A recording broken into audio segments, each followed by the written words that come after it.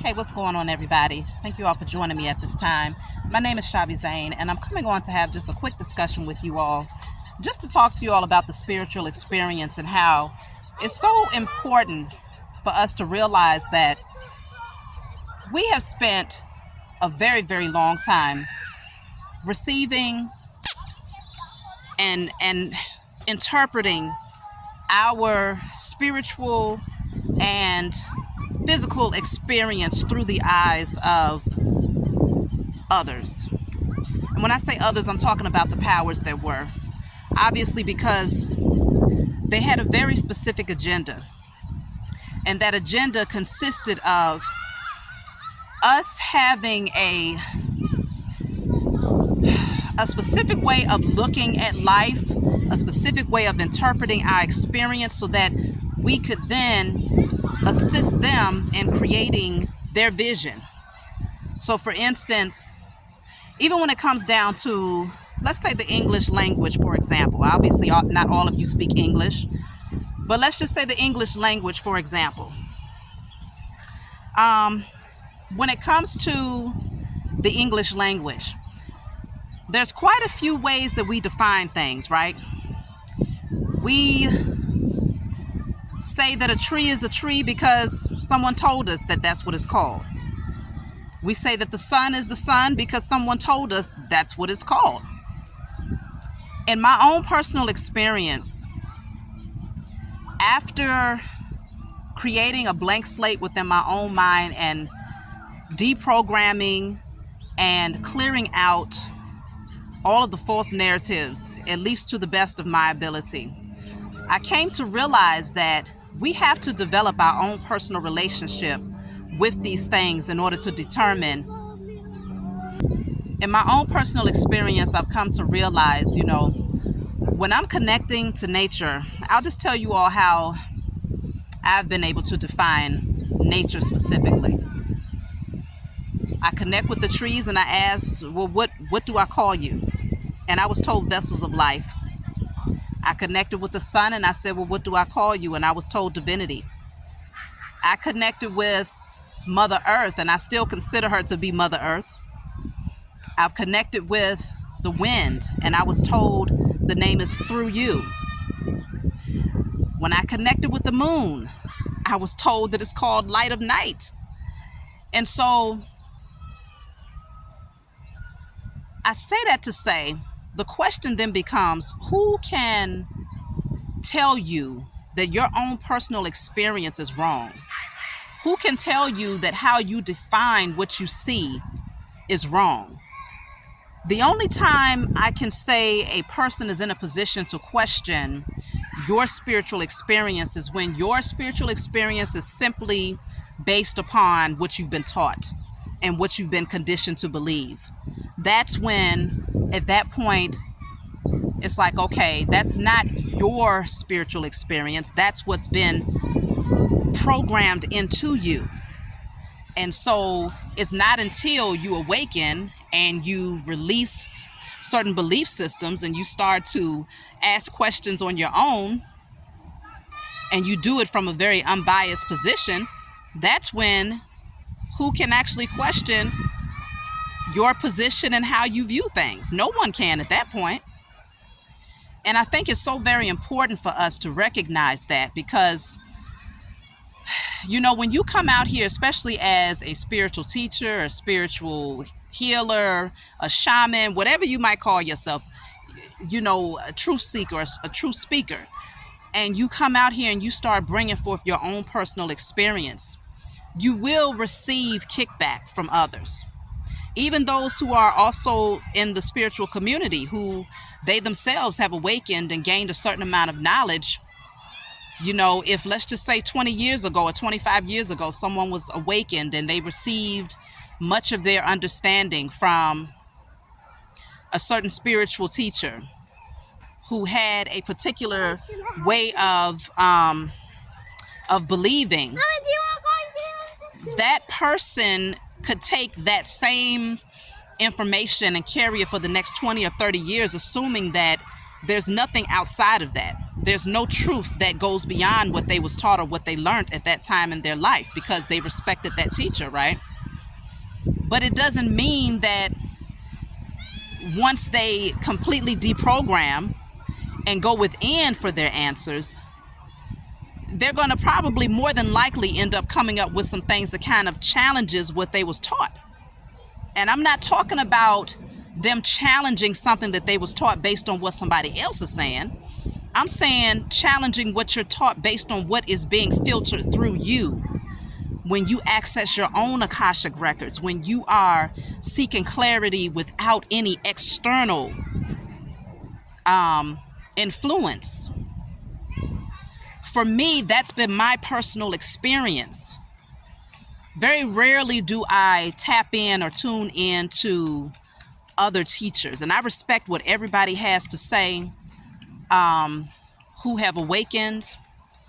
Those of you who are in the spiritual community, I respect what they have to say. But I do not internalize it to the point where it's going to shape my understanding of this experience, because no one else can see this existence. Okay. No one else is able to see what you see. Your eyes and how you interpret what's being shown in front of you, no one else is able to see through your eyes, right? So I may look at something and say it looks light purple. Someone else might say it looks dark purple. Someone else might say it doesn't look purple at all. But that's your own personal experience without the influence of someone else's opinion. So then you ask yourself, well, who's right and who's wrong, right? Can you say that the person that says it doesn't look light purple is wrong? No, because there's there is,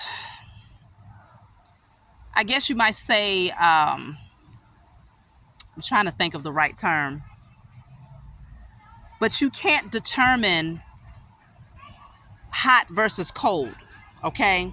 There's always a medium in between, okay? There's always an in between. You can't go to the extreme of saying one thing is hot versus one thing is cold, because somebody else might interpret it totally different. You might be able to get into the shower and take an extremely hot shower and you think it's extremely hot until somebody else comes along and say, no, this is lukewarm because I go way hotter than this. But can you say that that person is wrong? No, because that's their own personal experience and their own personal interpretation without the influence of others.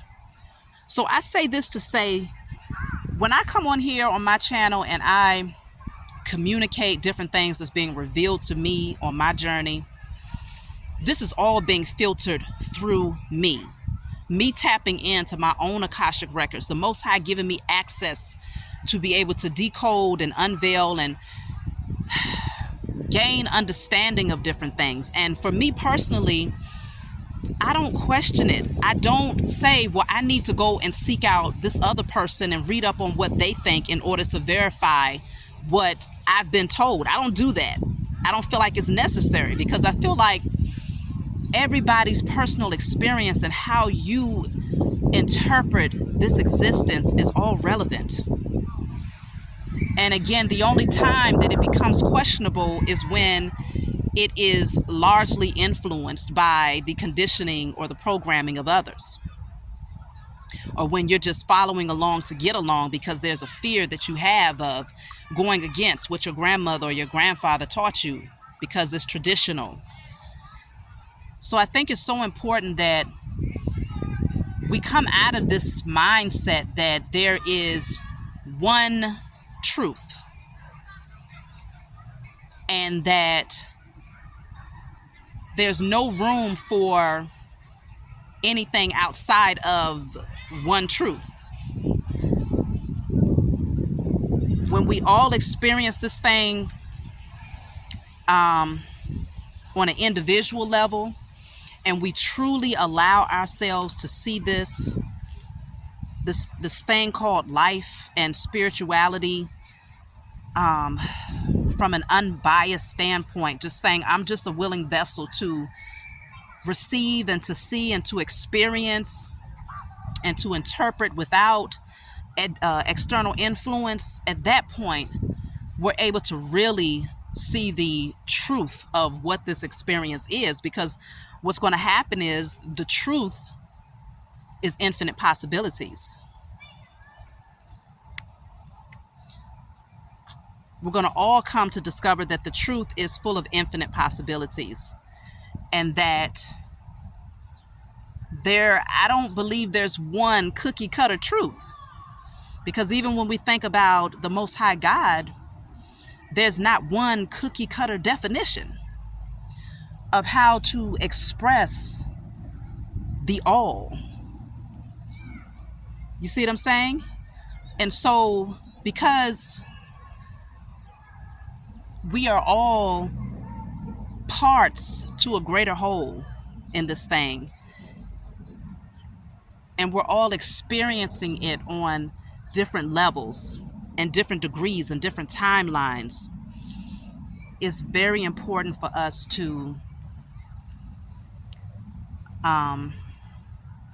accept the differences and recognizing what that means for each one of us, and knowing that when we really look at it from a higher perspective, the only way that we can say it's right in terms of how everything is defined is infinite possibilities. That's how you define spirituality, infinite possibilities. That's how you define the Most High, infinite possibilities. And that's how you should define your experience here, infinite possibilities. And so you never end up getting stuck or boxed in, or, cutting yourself off from a higher understanding. Nor do you ever allow yourself to get caught up in someone else's belief systems to where they have more control over your existence. They have the ability to turn the switch on and off and to tell you, well, this is right today and this is right tomorrow. At the end of the day, it should all be based upon how are you filtering this experience through your eyes. There's only one version of you. And so your experience should always be unique from the next person.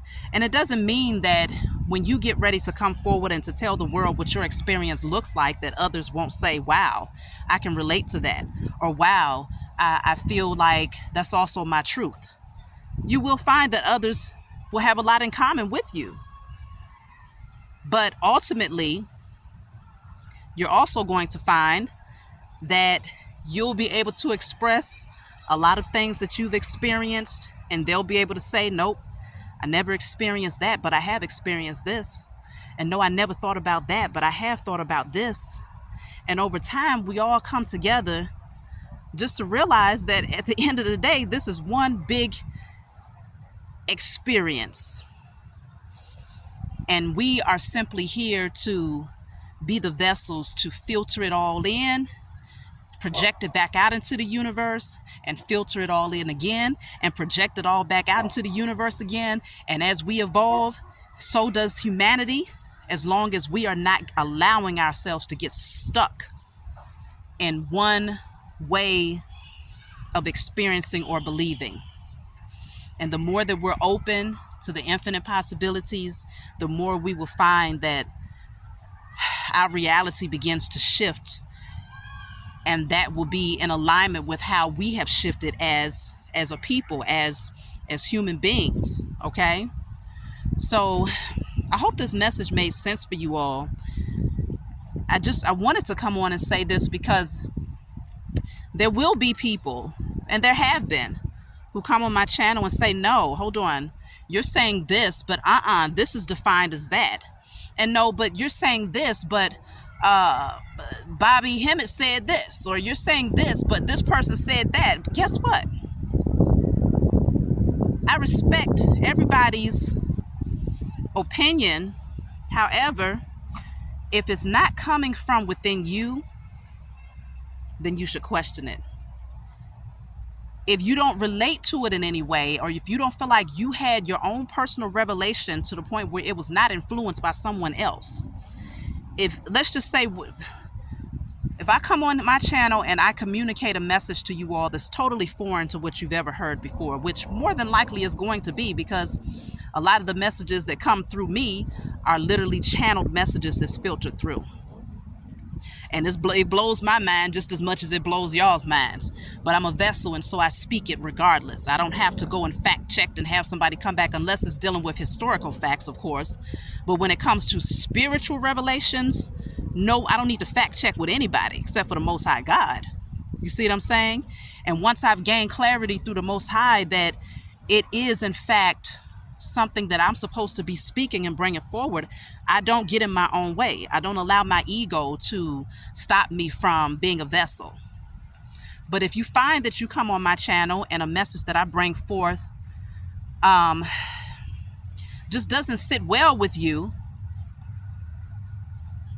you still don't have the authority to tell me that I'm wrong based on what somebody else told you. Oh, I read a book, and in that book it said this. Oh, I don't do that. Oh, I listened to this leader for 20 years and they were teaching for 50 years. And so they said this. And so therefore you're wrong here. That still does not give a person an authority to believe that they are right just because you sat under the feet of someone who had their own personal spiritual experience and decided to bring their truth forward. There's no one specific truth.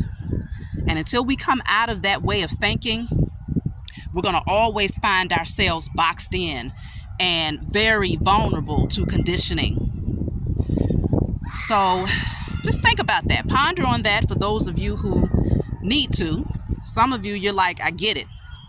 But not everybody will, and I don't expect everybody to. It doesn't change or determine how I communicate or what I communicate. You know, if the majority is against it, it still don't change it. If the majority is for it, then I give thanks to the Most High for using me as a vessel to bring it forward. But at the end of the day, it's not ego-based. What I do is not based on my ego. Okay?